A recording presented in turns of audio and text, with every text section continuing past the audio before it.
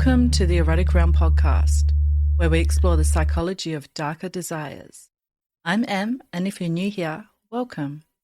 I'm a psychosexuality nerd with a background in psychology, sociology, medical science, and Tantra.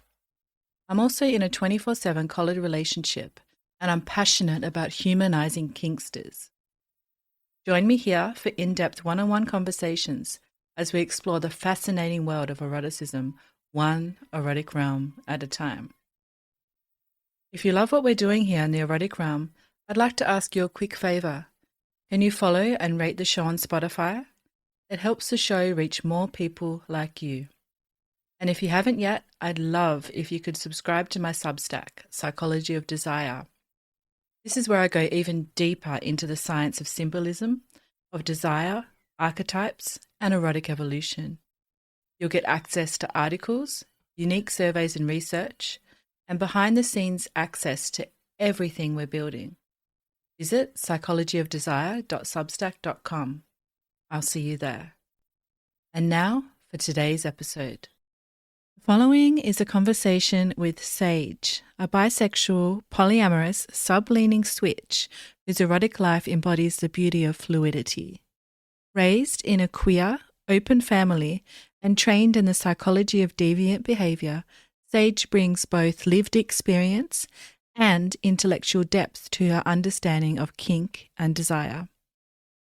In this episode, we trace Sage's journey from early erotic awakenings to the discovery of her dominant side, exploring how bisexuality and kink overlap as both identity and liberation. We talk stigma, switchhood, polyamory, and what it means to claim erotic authenticity in a world that often demands boxes and binaries. If you've ever wondered how fluid identities shape erotic truth, or what it means to live as both a submissive and a dom, Sage's reflections will give you much to think about. Enjoy. Before we get started, I have a quick idea to run by everyone. I'm thinking of starting up speed dating for kinksters online. I would love to help people find their kinky partner. And at the moment, I'm just gauging interest and seeing how many people would be keen for kinky speed dating. So if this is something that interests you, I'll put a link in the episode description for a form that you can fill out to show your interest. I collect a little bit of information about you and what you're looking for. And once I receive enough interest, I will let you know next steps. It's really exciting. I'd love to help you find your kinky partner if that's what you're looking for. Now back to the show. Hi everyone, and welcome to the Erotic Realm podcast. Today, I'm very excited to have with me Sage. Welcome, Sage. Hi. So to start us off, we would love to hear about who you are outside of kink or sexuality. What are you up to in everyday life, whether that be your hobbies or your work? Okay, so I have ADHD, so my hobbies are everywhere. Cool. I currently have my first draft manuscript for a dark romance novel with a friend of mine going through like beta reading.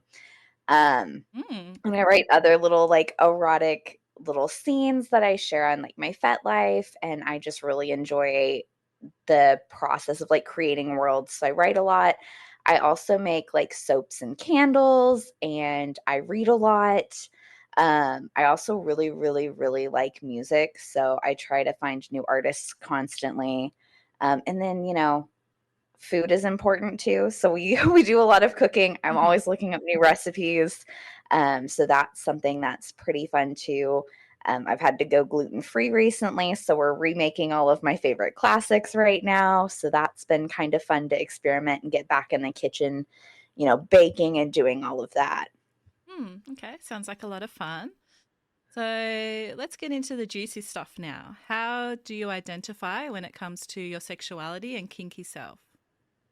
So I consider myself bisexual, and that's mostly just because I've only had romantic experiences with cis men and cis women. Um, I have been attracted to non-binary individuals and trans individuals before, but I've never been able to like develop relationships. So I don't know quite if I am pansexual, but we're exploring that. And Cool. then I'm a switch, so I am predominantly submissive with my male partners and dominant with female partners. And then I am polyamorous as well. Mm-hmm. Amazing. And it's my understanding that you come from a queer, open family. Can you share with us more about that and how that environment has shaped the way that you see your sexuality? Oh yeah, I can definitely talk about that. So, I grew up in a house where questions were normal. My mom was going back to school at the time, and she was in psychology and sociology classes, and one of them was human sexuality. I would then go on to have that specific class with that teacher be my first class that I signed up for college. Cool. Um, yeah, I still sometimes talk to that professor. She's amazing. But so like it was very open. It was something that we could talk about. My sisters would later come out as trans and asexual. Mm. I came out as bi and poly. I remember coming home from break from college and I was like, Mom, I think I figured out what my sexuality is. And she was like, Oh, this is going to be good. And I was like, Oh, I'm bi and I'm polyamorous. And she was like, I am so glad you are finally getting on this train. We've just been waiting for you to catch up. So it's definitely something that I probably had a lot of privilege being exposed to from an early age. Mm. Um, and it was something that, like, wasn't shamed to explore. If I dated a girl, it was fine. If I dated a guy, no big deal. So, like, that was kind of nice. There wasn't any, like, shame tied to it or anything either. So that was just really nice and grateful. And then I've also been able to, like, learn through my sisters as they explore their sexuality and their gender expressions and things like that, how to interact with groups outside of myself, and I see their struggles as well in the different realms they're in, and so it's been nice to keep that, like, discussion very open with us as we've grown up too. Amazing. So you mentioned that you discovered your sexuality in college and went home to tell your mum. What was that discovery like? What were you up to? So I was at the time I started college early because I graduated, really young, like a year early, and then, stayed home for a couple of years at community college. And Mm. when I went off to university, I started taking more psychology classes and I was in a deviant behavior class. And I was in therapy at the time with one of the college counselors, and we were talking about like sexuality and stuff. And she was like, maybe explore this, polyamorous lifestyle, maybe explore, some of the bisexual tendencies, like maybe, have a more intimate conversation with a woman and just see how that goes. And so that was kind of nice to hear, like, yes, let's be open to new things. And so I went, thought about that for a while, and then it just happened to coincide like a month later was Christmas break. And my mom was just like, yeah, like I could have seen that. You were always like ridiculously close to your girlfriends, and you were, you talked about women just as much as you talked about men growing up, so, or like attractiveness in the male and the female gender and stuff like that. So she was like, it was kind of something we expected you to come to terms with eventually. Mm-hmm. um, but it was definitely having those classes and stuff like that, and having it. I don't want to say labeled because I hate using labels. It's always so hard. It makes you fit into this box, and I don't want to fit in boxes. I just want to be me. Mm-hmm. Um, and so, but it was kind of nice because that discussion and the going over of that kind of relationship dynamics outside of monogamy and gender representations outside of cis and, sexualities outside of heterosexuality, being exposed to that definitely helps you come to terms with that earlier on than having to go and find that research by yourself. Mm. Mm-hmm. So I definitely had a lot of a head start from some of my peers just because of the realm of study that I was already doing. Mm. Yeah, so you mentioned that you studied deviant behavior psychology, which of course I'm fascinated by and would love to hear more about. What would you say is your biggest learning from your studies? So my I was a double major. I was doing history and then psychology with an emphasis on gender. And my main area of study was actually on pre-Christian pagan European societies. Oh. So, like Gauls, the Celts, and all of that, the Vikings, and everything. And so I really enjoyed seeing how gender roles and expression and sexuality and tasks, even, and how they broke down in those civilizations were so different from what we see in the post-Christian world now, Hmm. in the post-patriarchy world. And so that was really enlightening. It definitely taught me that I am much more of a look for a village, look for a community kind of person. Mm. I made a village in college. I made a village, with my boyfriend who I'm now married to. It was Oh. a group of friends, and we do like family dinners, and very much that like we need to start helping people sort of stuff. So I got into learning about those civilizations that kind of were at the tail end of that lifestyle and what happened and how they were structured and stuff like that. And it was nice to see more female autonomy, see more gender expressions accepted and things like that. I also really enjoy researching third gender representation in those societies as well. So, trans individuals or intersex individuals, or, people that they thought, two spirits or blessed with this dual sexuality. Um, Mm. and I just think it's so inspiring to see that it persisted all through human history and just how it's adapted and things like that. We've always been here. It's just a matter of seeing through um, how history's been washed and represented to us now. So you were taught about diverse sexualities in all of those ancient groups? Not as much. I did have to do a lot of the research on my own. Mm. The professor that I studied under, her specialty was medieval Europe, and so her and I had a lot of discourse. Most of the other professors at that college were doing American history, Hmm. which was just not a period that I was interested in. Mm.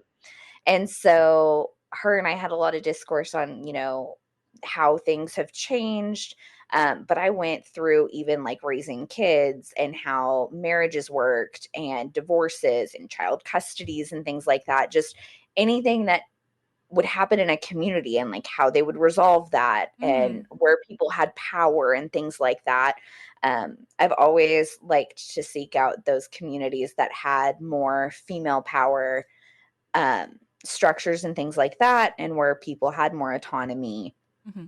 and the ability to not just marry and produce heirs. Mm. Uh, and so that kind of led me to those civilizations because they allowed that. And that was nice. And like the explorers, I got a little into the expansion into Russia with the Vikings, but I didn't go too far down that road.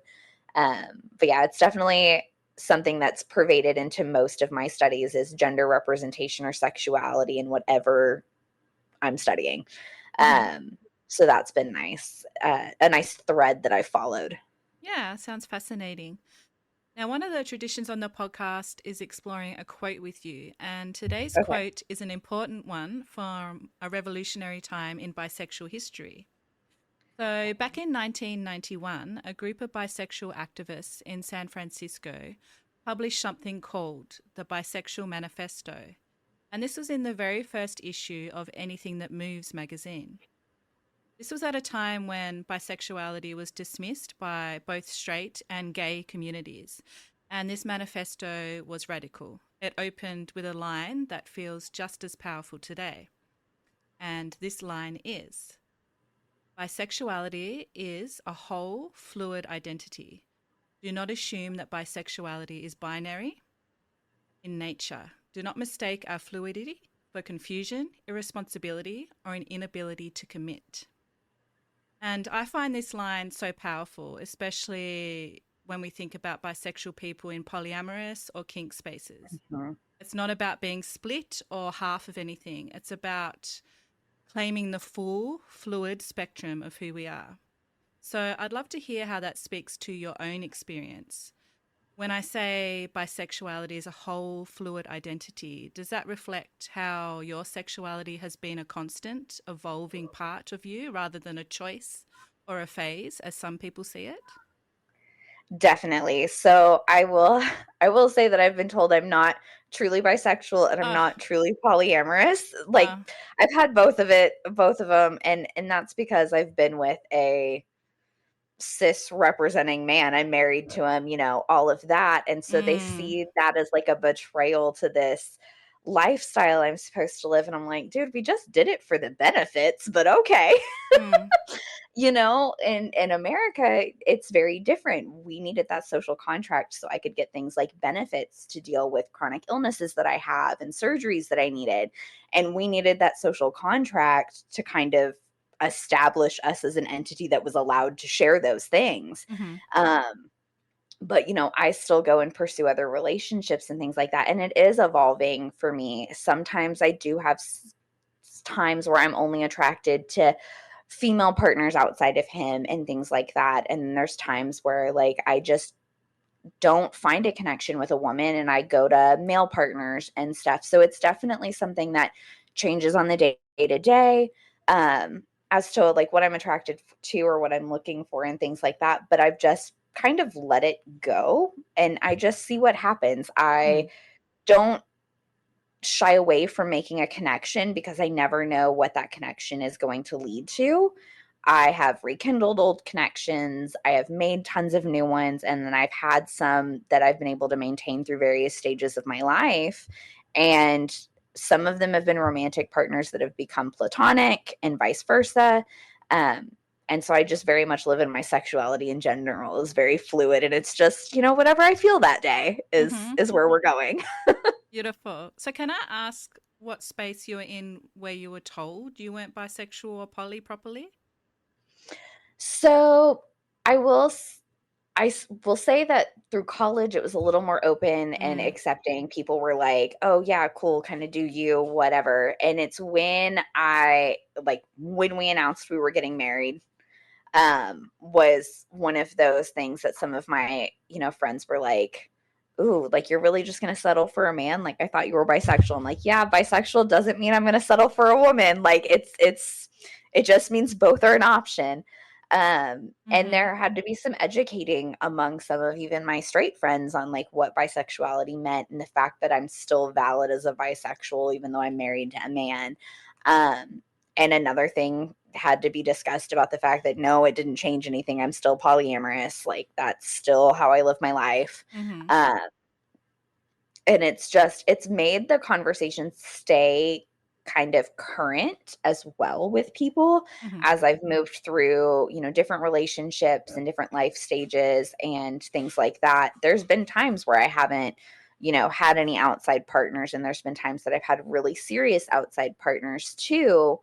Um, and that just I've seen people's perception of me change as my dynamics have changed. And it's very interesting to watch because I mm, can see the internalized either homophobia or the internalized um, patriarchy and things like that in them. And I'm just like, if you would just sit with that for like 5 minutes, you'll figure out that the problem here is not what I'm doing.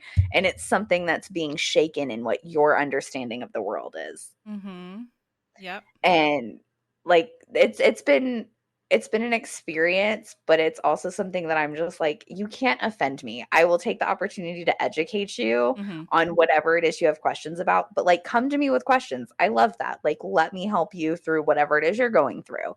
mm-hmm, um and so that's kind of also kept me very like receptive. My friends can come to me and be like, "Oh, I don't know how to think about this happening right now. Can you like help me figure out what's going on?" And I'm like, all right, cool, let's break it down. And I'll do that with my life with them. I'll do that with their lives. And it helps people understand that it's okay to accept the fact that we're constantly evolving too. mm-hmm. I love We're that approach. constantly changing. Yep, we sure are. So, I'd love to go back to the beginning of your sexuality now. What's the earliest memory you have of realizing that your eroticism didn't follow the mainstream path? So I would say I was probably in middle school when I realized that I was super attracted to one of my female friends, like in a way that most girls talked about guys. I thought of her. And, Mm, that's the stereotypical for a lot of us. That's when that happens. But I moved around a lot as a kid. So I got to see a lot of different lives. I got to see a lot of different ways of thinking about things. I got to see troubles that friends had in various relationships they were pursuing, whether that was straight, gay, or bi like me. Um, I didn't really have any lesbian friends until high school, and I watched their struggles too. And I tried to kind of stay on that heteronormative path. Um, Extended members of my family were not as okay with the open sexual discourse and like anything outside of a heterosexual relationship. So I tried to fit in their box, even though my mom wasn't pushing me to live in that box, but I felt like this greater generational pressure to do that. Um, and then I reached college and I stopped talking to a lot of my family and I kind of fell off the world because I wasn't making it to events and things like that. And I just realized I didn't care. And so then Mm. I opened myself up and I kind of just pursued whatever I wanted. But it definitely started, I would say, fifth, sixth grade was when I was like, oh, okay, cool. All these girls are talking about guys. And like, yeah, one or two of these guys is cool. But, a couple of these girls are really amazing and need to be just as talked about and like praised for the amazing things they're doing. And then I Mhm. realized that it was just because like I would have totally dated them. Mhm. So did your mum help you realize that, or was it just because you were having open conversations at home that you didn't have any shame and you felt accepting of yourself? What was that process like? Yeah, I didn't really talk to her about much of my like sexual experiences or the things that I liked until high school. And Mhm. we were living in Michigan at the time and it was, cold long winters with lots of snow. And so we would sit around and we would talk and things like that. And her and I got really close and we talked about the importance of like strong platonic relationships, and we talked about how to maintain relationships through life at different stages.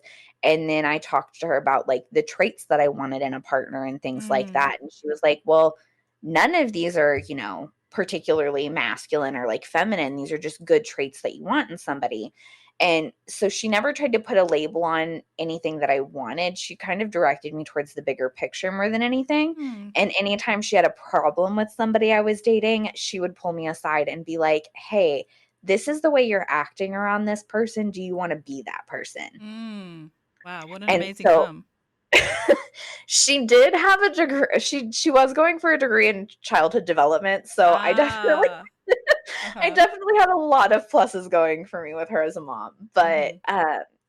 it kept things open. And I also got to see other people's relationships, their parents' relationships, people in my family's relationships with their romantic partners and stuff, and see a thread in like what I did and didn't want. And a Mm. lot of it boiled down to character traits and not sexuality. And so I think that's what let me kind of find myself more in college. There was even less structure and need to fit in a box. I was on my own. I wasn't even living in the dorms. I had my own place. I could socialize with whoever I wanted and not have to worry about how I was being perceived. Um, and that does help a lot of people find their sexuality. That Mhm. constant worry about being perceived and how we're presenting ourselves to the world keeps a lot of people from living as happily as they should. I know. Yep. So how did you discover the kink community? So I was in college, of course, everything happens in college. Okay. I I met a partner and he's one of the ones that I explored polyamory with. He was Mm. polyamorous. He was active in the kink community and everything, and he was my first dom. He was just 2 or 3 years older than me. We still talk occasionally. I honestly think my husband talks to him more than I do now. Cute. Um but it was nice and it was cool because I could go to him with any questions. He had submissives that he was with that did pet play.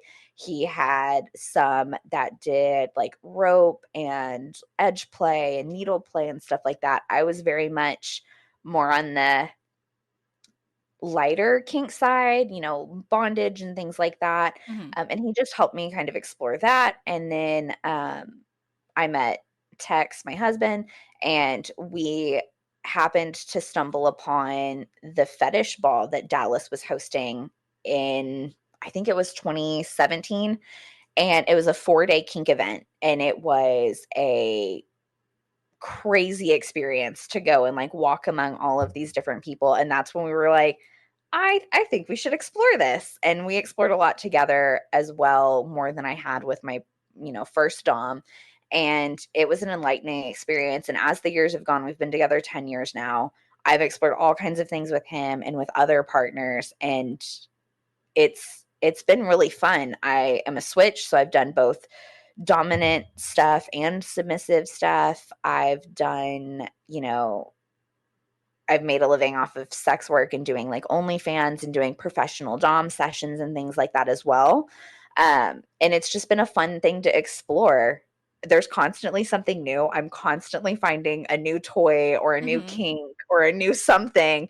And it just keeps things very alive as well for us. Mm-hmm. Um, we also look at different kinds of sexual play. So I like a lot of sensation play. So hot wax, I have one of those like massage gun devices. And so he'll sit in the evening and, we'll do 15 minutes on each other and just like come together as a couple. And I Aw. think that is something that seriously needs to happen more with a lot of people. We're so dysregulated right now and Mm. everything. And you just need those centering moments. And yes, sometimes it does become sexual, but like just finding pleasure is something to explore. Mm. Would you say that's your secret to such a long-term relationship? Yes. We Mm-hmm. constantly I would say I'm trying to figure out how to word this. He is not as often with outside partners as I am. He is very much, you are the center of my world. Let me handle everything that's going on right now. Mm. Um, and I am very much I have different types of partners that bring different things out of me. He is purely dominant, so I cannot explore my dominant side with him. Right. He's a guy. I can't explore my love for the feminine form with him. So Mm-hmm. I tend to be the one that seeks outside partners, but we constantly come to each other and we're like, I have a need, and this is what my need is right now. Is this something that you can take on? Or is this something that I need to find from an outside source? We're Mm. constantly telling each other, I don't expect you to be everything for me. I just expect you to be the best you that like you can be right now. And I'm just trying to be open and honest with you about what's going on and how can you meet me in this space. Mm. That's such a mature approach. Have you always had that level of communication with him, or is that something that you've built up to? It's definitely something that we've built up to. Mm. We do have a lot more discussion the first several years of our relationship. He was only home a week or two at a time, and that was really, really hard to adjust to. Now that he's home full time over the last year and a half, we've talked more, we've gotten deeper, we've gotten a lot closer together, and we have understood that our needs have changed as we've aged. I'm also recovering from like my hysterectomy and things like that. And that has changed how I view myself, how I view our relationship, and like my needs. Mm. Um, 6 to 8 weeks of no physical intimacy is hard. We had to explore other things, other ways to feel, close together. There were times where my image of myself was really low. And, he had to figure out a way to like coax me out of, feeling bad that I wasn't able to do X, Y, and Z thing Mm. and be like, well, you can't do that, but we can do A, B, C, and D. Mm. And that's something that's evolved as we've gotten to know each other at a more deep level.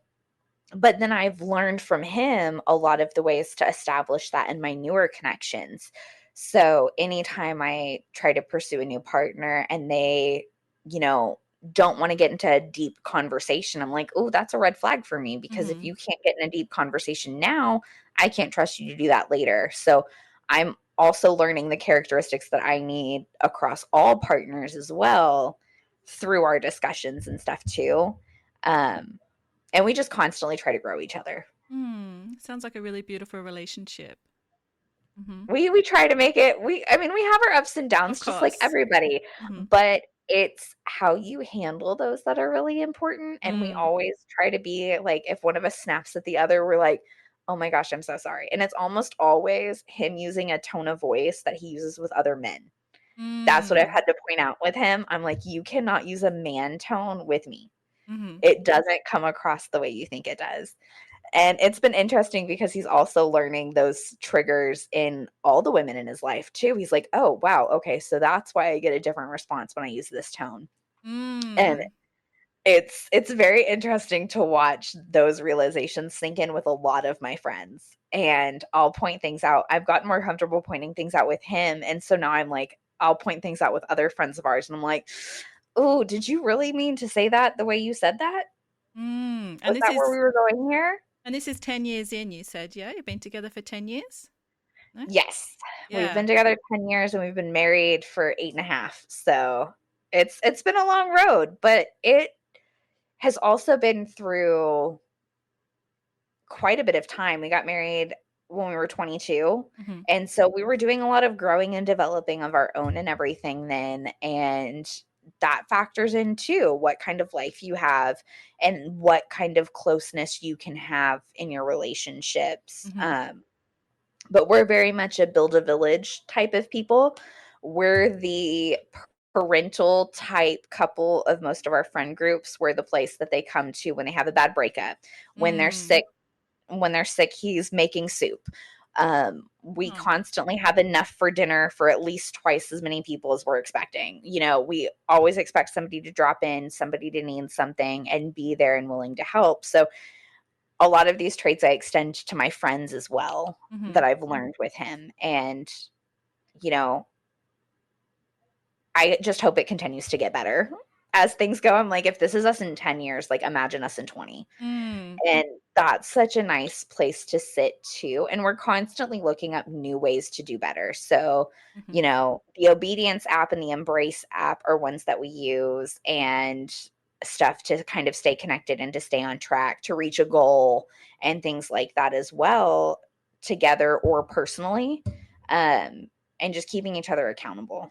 Yeah, thanks for sharing all of that because I think a lot of people have this idea in their mind that in long term relationships, after so many years, you get to a point where you're finished growing and evolving together and things just stagnate, or you're going to get to this point where everything's just easy or you don't need to push each other to grow. Mhm. And yeah, as you've just demonstrated, that's not the case. And if you have this idea of growing together and evolving together, it's much more fruitful. It is, Mm-hmm. and you're constantly meeting each other where you are. Mm. It's You aren't who you are when you started the relationship, and you're Mm-hmm. not who you're going to be when you end the relationship. So, meeting each other where that you are is so important, and just communication. The amount of people that can't sit down and have these in-depth conversations because they're so scared, and it's like I constantly have to tell him and he has to tell me that me having this need is not a reflection on your lack of ability to provide it. It's Mm. just something I need right now, and we need to figure out how to accommodate it. Mm. Every problem is a joint problem. Every solution is going to be better when we come up with it together. So, another tradition that we have on the podcast is exploring a research article with you. And today I found a fascinating article titled Bisexuality, Pansexuality, Queer Identity, and Kink Identity. And in this article, it explores how people who identify as bisexual, pansexual, or queer often also identify with kink and how these identities overlap in complex, liberating ways. So, the study found that bisexual and queer folks often experience kink as an extension of their sexual identity, almost like one amplifies the other. Do you feel that your bisexuality and your kink identity intertwine? And if so, how? So, I would go back to the fact that like the definition of kink is going to be doing anything that is just outside of vanilla, just physical sex and intimacy. And I almost always have another facet in any of my play that's sexual. So almost every time I do anything, it's going to be kinky, whether that's bondage or wax play or, using different toys. It's constant. Um, every once in a while, the toys will die and you'll be on a trip and not have anything, and there's some vanilla sex, but there's Hmm. still like some impact play or like something else going on. So I find it really, really hard to not have kink be entwined in my sexuality. Mm-hmm. It's also hard because of the fetishization of the bisexual community. Mm. Men constantly want to hear my female on female stories. They don't want to hear or know anything about the other men I'm dating. And it's hard to reconcile the fact that I have to hide myself from anybody. So I've started getting rid of those people from my life.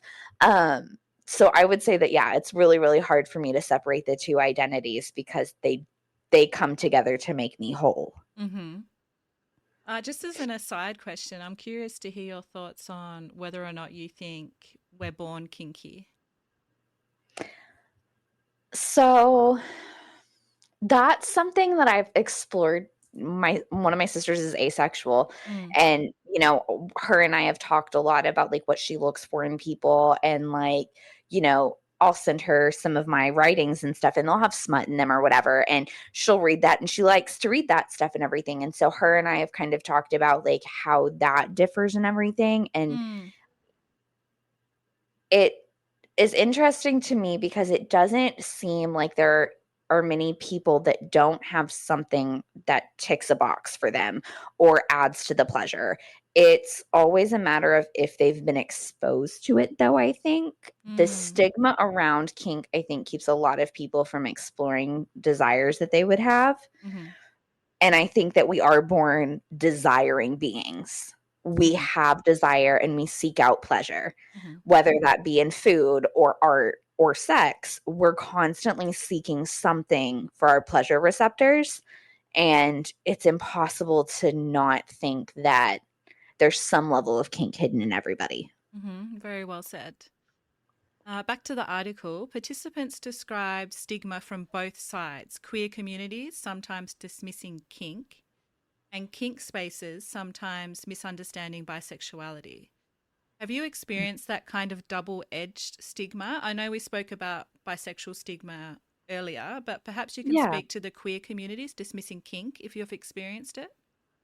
So I haven't really experienced that. Almost everybody that I speak to in the kink space is very queer or are very accepting of the queer community. Mm-hmm. I do see it though in sections of feminists that I interact with, Okay. and they are dismissive of the kink and BDSM aspects of kink Mm, because they think it puts us back. And like being submissive is what I'm usually targeted against. They're mm, like, but you have a dominant side, so why aren't you dominant with men? And I'm like, that's just not how I'm wired. And so like it's interesting to me because I feel like there are different aspects of both communities that are uncomfortable with the overlap, but mm, I don't think they're understanding that the two communities can help each other. mm-hmm, There are central values that both communities share that we could use to bridge the gap, and a lot of people won't explore that opportunity. mm, mm-hmm. Yeah, it's a common thing that some feminists think that you can't be a feminist and submissive, right?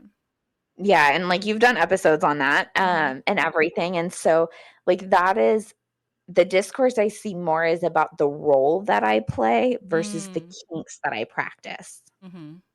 Understand. Um, and like they also don't like the fact that like Tex and I have a somewhat daddy dom little girl dynamic. Mm, And they're like, "How are you okay with that?" And I'm like, it's just how I'm wired. I don't understand why you can't find the female form attractive. I don't know. mm-hmm. It's just how I am built, and I am expressing that and I'm exploring that, and you're telling me you're no longer a safe person to do that with. Mm, mm-hmm. Well, I'm sorry you've So experienced that. I feel like everybody's going to experience that though in this world just because so many people are on vastly different ends of the spectrum and they don't see where it meets. Mm. But it's how you handle that, I think, that matters more than anything. Hmm. Great perspective. So, one theme of the article was also looking at how integrating kink and queer identities created a deeper sense of authenticity and freedom. How has embracing both of these identities for you shaped your sense of erotic truth or even who you are outside of the bedroom? So I will say that like the roles and dynamics that I have on like the BDSM side of kink help me to know like my expectations throughout the day, helps me get towards like a certain goal that I'm striving for. Mm. And I have that as a backbone to brace those improvements that I'm trying to make in my life. And then I also have to go back and respect the fact that a lot of kinky people created the tools that we use to be able to explore sexuality, the toys, the harnesses, the strap sets and things like that. A lot of that came from the kink and queer community combining together to use that. So I use a lot of kinky items to be able to do the things I want with the sexual partners that I have because my identity isn't heterosexual. Mm-hmm.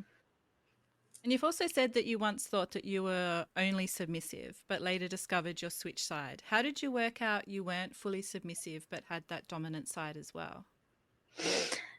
I dated a woman where the dominant side just came out more, and I was Okay. like, "Ooh, let's explore that." Mm-hmm. And that was when it wasn't until I was probably in my later 20s that I started having more relationships with women, and I think that's why it took me so long to find that side. And then I was also with a lot of women who were not quite new to the queer community, but were newer to the kink community. And so, a lot of our discussions were about things of that nature. And so I was kind of like leading them through some of it. And so that led me to explore a more dominant side of myself too. Mm-hmm. And it's just been nice to kind of open those things up. And sometimes my dominant side will come out in a protective measure, and that's nice. Um, and so it's given me a bigger picture of my whole self to have that side be embraced and be able to work on that as well. Mm. Do you find that you tap into that dominant side in your daily life as well when it's needed? Yes. Mm-hmm. I use it when I have to deal with people that want to be disrespectful. Mm. I use it a lot when I'm writing about things like consent and when I'm writing my articles about like the community itself. Mm-hmm. Um, the dominant side of me kind of takes a little bit of the emotion out for me. My submissive side is very feely and emotional. And so when I get that more dominant side, I'm able to express facts more concisely and not be as worked up by the other person's response. Mm-hmm. And some people have said that it's weird because it's like I flip a switch and I'm a different person. Oh. But it's just like I've decided that I'm going to put the soft, submissive side of me to the side, and you need a different side of me to interact with right now because this interaction is not one that I want to be soft in. Mm-hmm. And so that kind of sets the tone for what energy I have. But I also fluidly move between the two. Um, where like obviously when I'm around Tex, I am more submissive, but we have weekly dinners with our quad and they're both switchy and I'm switchy. So like we switch back and forth constantly throughout the span of the night. Mm. Um, and so like that's fun too because it's on the fly, which is new. I've never experienced that before. Mm-hmm. And so it's just I I'm just coming to terms with a whole new side of me and it's exciting. Hmm. I love that. So it's a recent discovery. Yes. Ah. I would say probably in the last 4 years, I've been Mm. playing with that side more. And I even did some, like, pro dom sessions and was dominant with men, and that was really fun and exciting. But I am very, very, very high protocol. I want everything done a specific way. I have tons of, you know, rules and boundaries and expectations that I have for anybody that wants to play with me in that role. And that's sometimes really hard to find is people that are willing to put that time and effort into a dynamic. Mm. Sounds like fun. To me, it sounds like a great time, but nobody else agrees. Oh, they're out there. Now, as part of our conversation today, I asked you to bring along something to share, such as a quote, book, or a movie that's influenced your eroticism. Can you share with us what you've brought along today and how it shaped your erotic realm? So I thought long and hard about this because I knew you were going to ask me. And Mm-hmm. I would say that the most recent book that I've read was Sex at Dawn. and it gave me a Mm. whole new understanding. It's Sex at Dawn: The Prehistoric Origins of Modern Sexuality by Christopher Ryan. Mm-hmm. And there are definitely some people that don't agree with his thought process on this, but it was essentially him dissecting what humanity would look like if we had based our civilizations on research of the bonobo class of apes versus chimpanzees, Mm. who are seen as more matriarchal, more loving, less violent, and all of that. And what we would look like if we had kept towards the village and communal lifestyle. Mm-hmm. And reading that book has definitely solidified the fact that like creatures are social, and we need communities, and we need people. And ever since reading that book, it's driven me out of my house. Since lockdown and everything else, so many people have become very individualistic. Mm. It's forced me out of my house, seeking friendships, building a village. The other night we hosted, I think, 10 people for a movie night in our apartment, and we all had dinner and hung out. And I don't think people left until 2 a.m. Mm-hmm. And those are the kinds of things that I've decided to start putting my time into. And I've noticed a vast change in my mental health and things like that because I'm surrounding myself with people. And so that was a very enlightening book, and it's currently getting passed around my friend group. Mm-hmm. But that's definitely one that has kind of shaped how I am seeing the world and how I'm seeing the needs of myself and my friend group and my partners and stuff like that in a more all-encompassing way instead of very individualistic. Mm. Um, and that's kind of helped. Like we're in the middle of moving, and all of our friends are like, let's just plan a packing party, just things to bring people together, and we will come up with any excuse to do it at this point. I love that. And it's been nice. It's definitely been nice. It's been a while since I read the book, but I think one of the main ideas behind it is that being poly is a natural way of being for humans as well. Is that correct? Or am I misremembering? Yes. Mm-hmm. Yes. And he felt that people practice, oh gosh, what's the term? So he felt that the polyamorous thread was more ingrained in human behaviors because of the need for us to build a village, and sexuality and combined bloodlines were a way to reinforce the village caring about all offspring equally, and Mm. therefore providing for everybody. Mm-hmm. Another thread was the fact that in current culture we see so much, um, I can't remember what the term for this is, but it's like the monogamous turnover. Like, yes, you're monogamous and you're only with one partner at one time, but you've had 20 relationships in the last 3 Ah, years. serial So monogamy. Mm-hmm. serial monogamy, yes, Mm-hmm.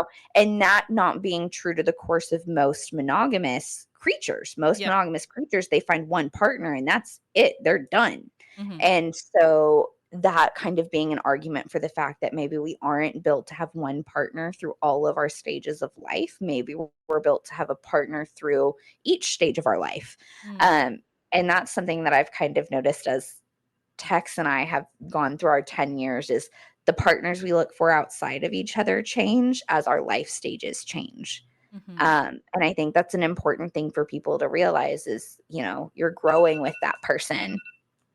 And his views on that just made a lot of sense. We're Mm-hmm. constantly different people. We're constantly evolving, and we can't always assume that the person we're evolving with is going to stay on the same path. Mm. So let's chat more about poly. Do you think you'll always be actively poly throughout your life? Probably. There have been stages where I haven't been, just because life was crazy. We moved and I was adjusting to a new place, and it was just not something I wanted to deal with at the time. But now we kind of have like a core quad right now, and that has been a beautiful thing to explore and lean on. Um, and it's just something that I feel like I'm gonna probably have with me for the rest of my life, just being a bisexual switch. I have such a duality in what I look for in partners. It's hard to find anybody that can encompass all of that. So I don't think it's something that I'm ever gonna let go. Mm-hmm. You've mentioned being in a quad a few times. For people that may not know what that means, can you tell us more about it? So it is myself, Tex. And then I have a previous partner that we have kind of rekindled a relationship with, and he's male. And then we have another female partner in this quad, and we kind of all see each other independently. The guys don't really date, but the other female partner and I will go out and do stuff. She'll go do stuff with, golden retriever is what we call him. They'll go do stuff together. He and I will go do stuff together, and things like that. And it's just a 4-person polycule essentially. But we do weekly dinners and things like that. She's going through school right now, so we help her with whatever she needs, meal prep, whatever that is. And then he's about to help us move. So it's just picking each other up when we need it and going through life together. And that's been really fun. And then we don't kind of stop at the sexual stuff. Like it's okay to pursue that as well. So we have platonic and sexual relationships within that quad with various people and everything too. So it's a very interesting dynamic and a new one for us. Usually we just have like Tex and I'll have like one female partner in common, and that's it. Maybe. So this is a very new experience, and it's brought up some different questions and like thoughts and things like that too. So it's been a nice, fun new thing to explore. So how did you meet these people? Was it online? Was it through community? Yes. So I'll just call him golden retriever because it works for right now. Okay. He and I met in college. He and I were a thing in college when I met Ah. Tex. And everything. And I hung out with his frat, and we would go to football games and stuff together. We were in the same history department and things like that. So we hung out a lot. And then we split ways, parted ways, and we just happened to reconnect online.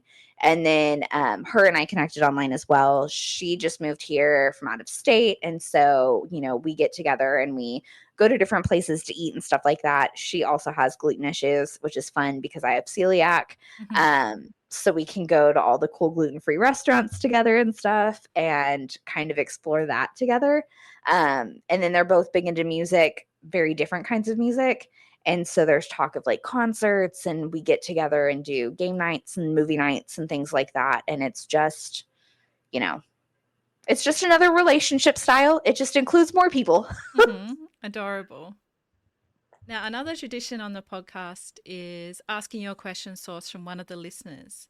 And today's listener question is, what's one thing about bisexuality or being a switch that isn't often spoken about that you'd like to share? The imposter syndrome. Oh, tell us more.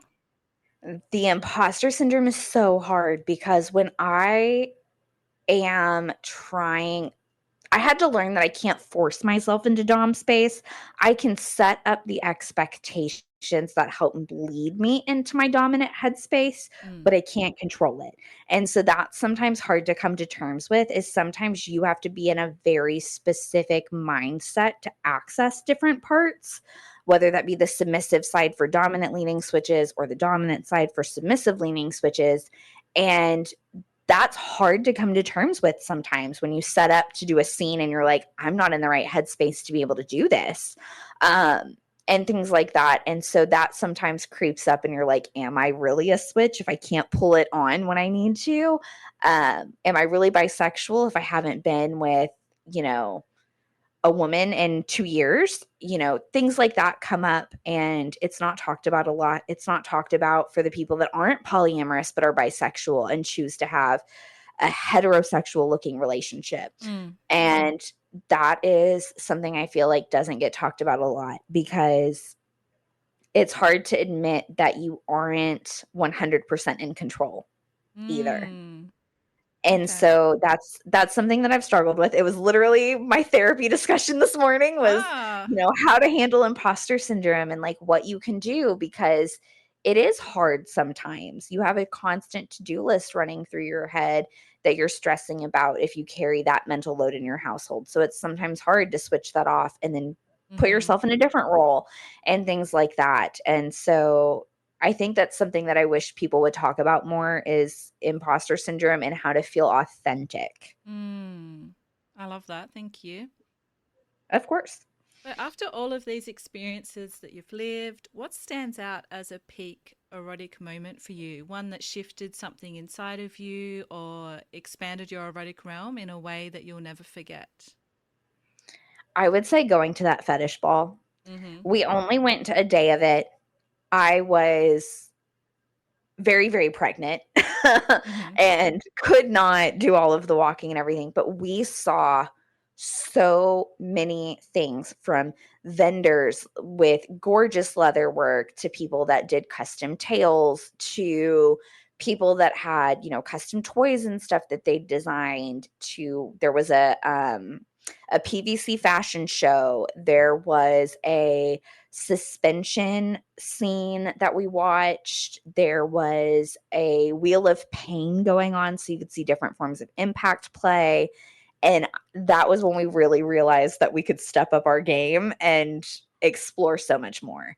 Mm. And I remember leaving that night and we had sat outside on the patio with, I mean, there had to be like 100 people on that patio. It was the smoking area. And we were all bundled up around heaters and everything. And I just needed a break from the people. And we sat down and we talked to this really nice girl. And she was like, "Have you heard of FetLife?" And I was like, "No, tell me all about it." And we went home that night and we talked about it and we were like, do we want to explore this? And the next day or within that week, we created FetLife accounts. We were exploring the kink community. We were taking the BDSM test to see where we were, wanting to start the exploration and things like that. And we just realized that there was so much more out there Mm-hmm. that we wanted to explore together. I had had a dom before him. He had had a dom before me when he realized he was not a submissive person. Mm. And so, we had had these experiences separately and hadn't really talked about it. It's not like there was any shame about it. It just was, we didn't straight up ask each other, "Hey, have you had this?"